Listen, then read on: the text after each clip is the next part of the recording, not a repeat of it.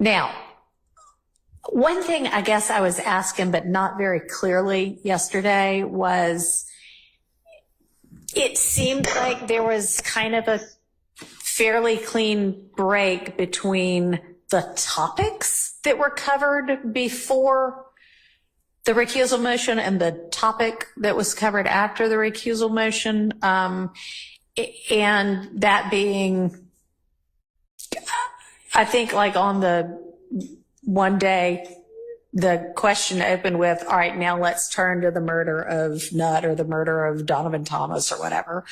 And that was after the recusal motion had been filed. So was there any discussion of the murder of Donovan Thomas with Mr. Copeland prior to the recusal motion? Because it would be pretty easy to also say, not just with regard to dates and times, but anything about the Thomas murder, disregard, if that only came up after the recusal motion was filed.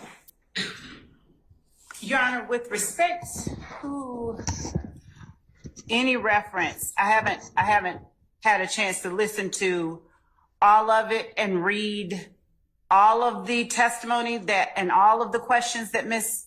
Hilton asked of Mr. Copeland. But I can say that I at this time I would ask that the court not instruct the jury as to disregard any specific subject, because. Well, I'm wondering, so I mean, y'all have had the point of getting y'all all the testimony was, well, one of the points was so that you could look at it. Yeah. I'm not saying I haven't looked at it. I'm looking for reading it. Yeah. So, I mean, if there is kind of a break in terms of subject matter as well, that'd be an easy thing to instruct on. But does anybody know the answer to that? So you do? Okay. What's the answer? I misspoke yesterday, but there were video portions of Mr. Copeland's statements on early morning hours of January 11th, 2015, as well as January, I think it's 21, 2015, played for the jurors. They were small. They were like, quote unquote, real impeachment. Right. After that, though, after the motion to recuse was filed, is the wholesale playing of various recordings. So I don't think that it would be appropriate to say disregard everything. I have all my notes. Okay. And I have the transcript. Okay. But he did discuss things that you're talking about. He did discuss his relationship with Mr. Williams, his relationship with Donovan Thomas, with Mr. Kelvin Watts. Right. So yeah, he was getting there. Okay, but if it's all that sort of background relationship stuff, that's not the murder of Donovan Thomas. That's all the background. So what I'm trying to sort out is, had there been any testimony about the actual, here's the night of the murder stuff before the recusal motion? So, Judge, it's when you say about it, in as much as it's relevant to the issue of the murder itself, that's the reason why I was asking the relationship between parties and all of those kind of issues. That's not what I mean, and we can be clear about that. I mean, the night of the murder, the what happened, how the murder went down.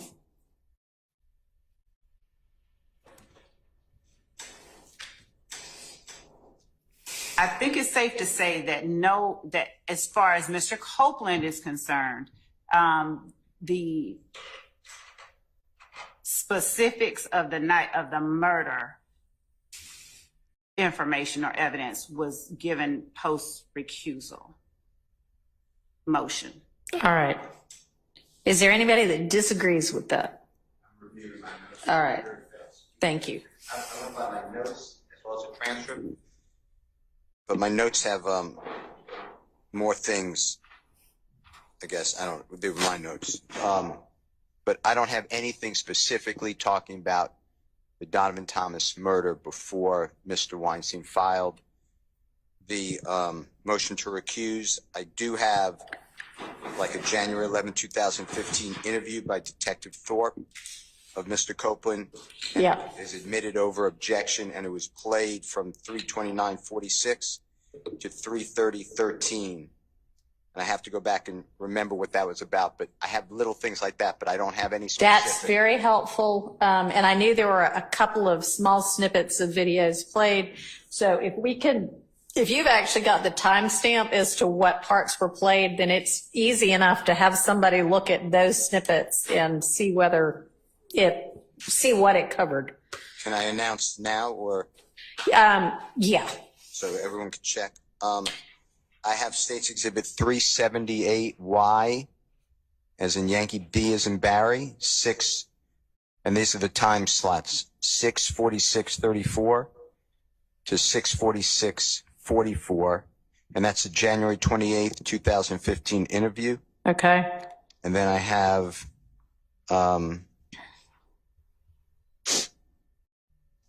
the January 11, 2015 interview marked at State's Exhibit 358A as in Elisa, and it's at the time I just said, which is 3:29:46 to 3:30:13. That's what I have. And then I have nothing else about specifically his interviews after the killing. Okay, 3:29:46 to. 3:30:13. Okay, thank you. And that's at 358A as in Elisa. All right, and I think that's our review had only revealed those two, anything from those two videos also.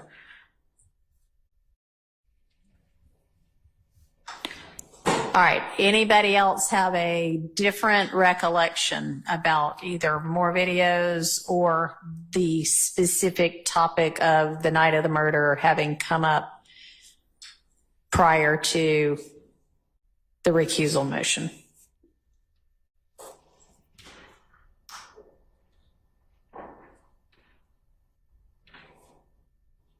If so, please let me know.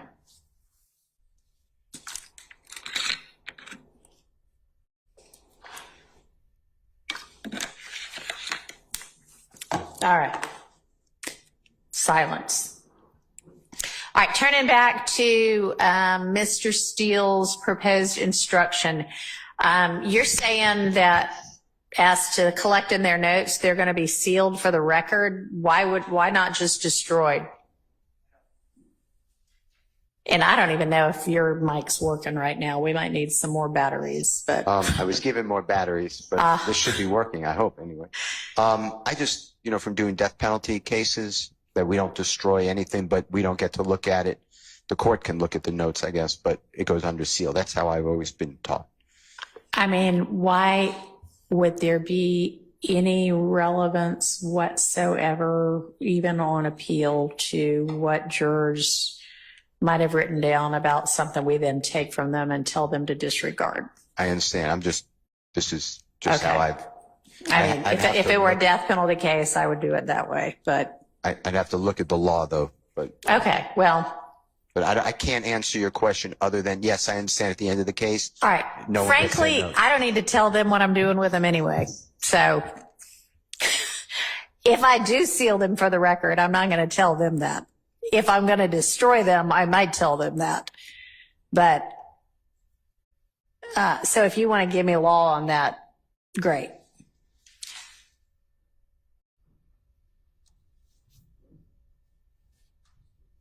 All right. Now, one other thing that I propose to do, because we're telling them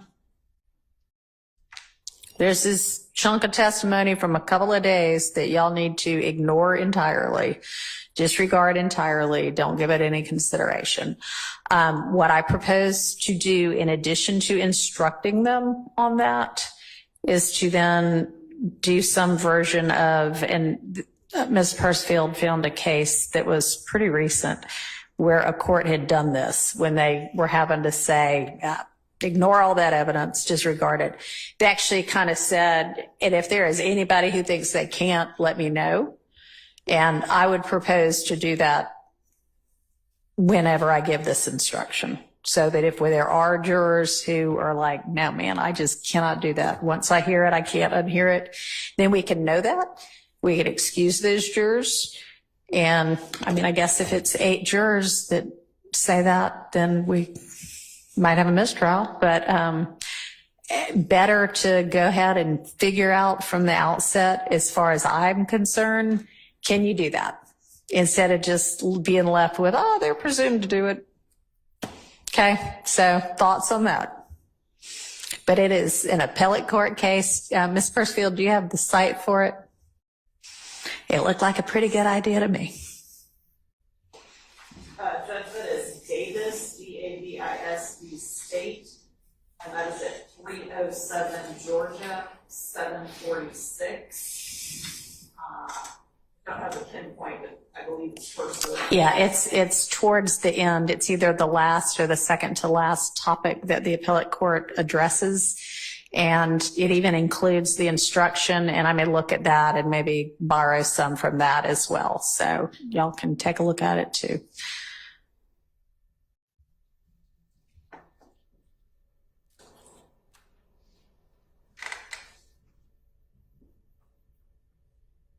All right.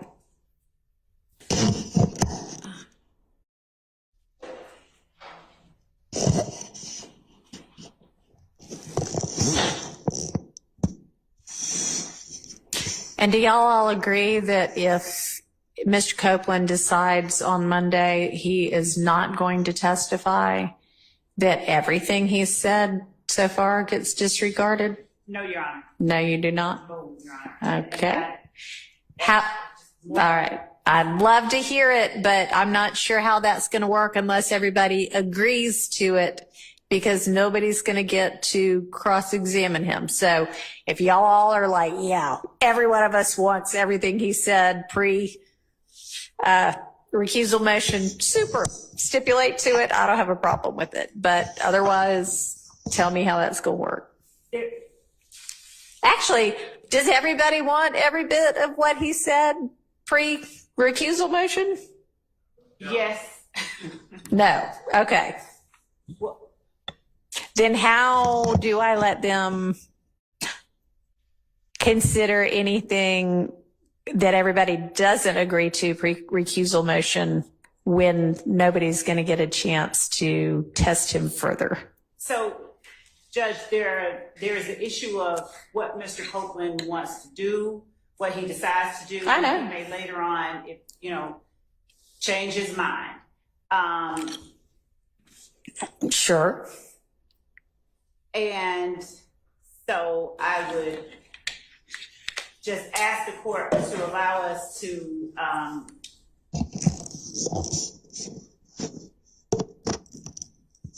think about what the court did. Okay, y'all, I have been asking you for the last week and a half to think about it and to get together on it. Specifically, if he chooses not to testify, because we were earlier, the court had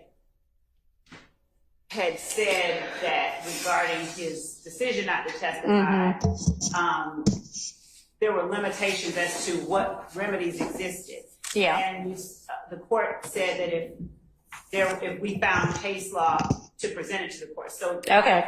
I have been looking at that issue, and before I present the court a specific case, I want to make sure it's on point.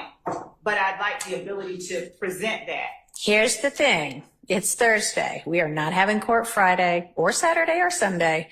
I'm bringing the jury back Monday. So Understanding that, all that I'm saying is that even if the court brings the jury back Monday, and on Monday Mr. Copeland chooses not to testify, Monday would be premature to tell the jury to disregard what he said, because he may change his mind on Tuesday, and then he comes in on Tuesday and they have to now consider what the court has told them to do. undisregarded. Right. Yeah. Well, So I would ask that, well, let me ask you this.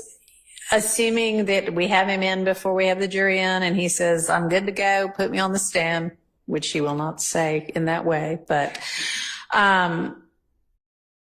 we still at that point need to say, as to the 13th, 14th, whatever, disregard that, right? I mean, that's the time to say that, right? Yeah.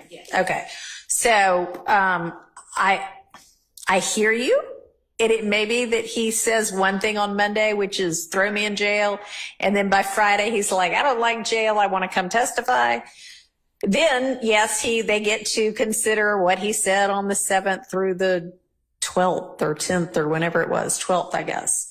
But I don't think we leave them hanging in the meantime. In the same way that sometimes we have to break from a witness if the witness gets sick. Yeah. They get sick in the middle of stage direct. It would be not yet right to say disregard. Okay. What does anybody on the defense side of the aisle think about that? Oh, two things, Your Honor. First, I think Your Honor indicated that you want to make sure the jurors are able to follow the instructions. And so I don't know how we're going to be able to, without telling them to disregard, make sure that they're able to disregard the instructions. Secondly, if there's evidence that they're not supposed to be considering, I don't want them to be evaluating other people's testimonies further on in this trial while still considering something they're not supposed to be considering. I think so too. I mean, it's not ideal, but it may not come to pass, but I think that at the point in time when it appears to us, if it appears to us that he's not going to testify, we need at that point in time to say, disregard everything you heard from this witness. And then if he later says, you know what, get me out of here, I want to testify anyway, then is when we say, okay, I know I told you to disregard it before, but he's available again to testify. So here's what you can consider. The rest of it, we're picking up from wherever. I just think that's the best we can do. So. I'm still looking at that issue. Just Okay, well, I mean, that's fine. If you come up with something, let me know.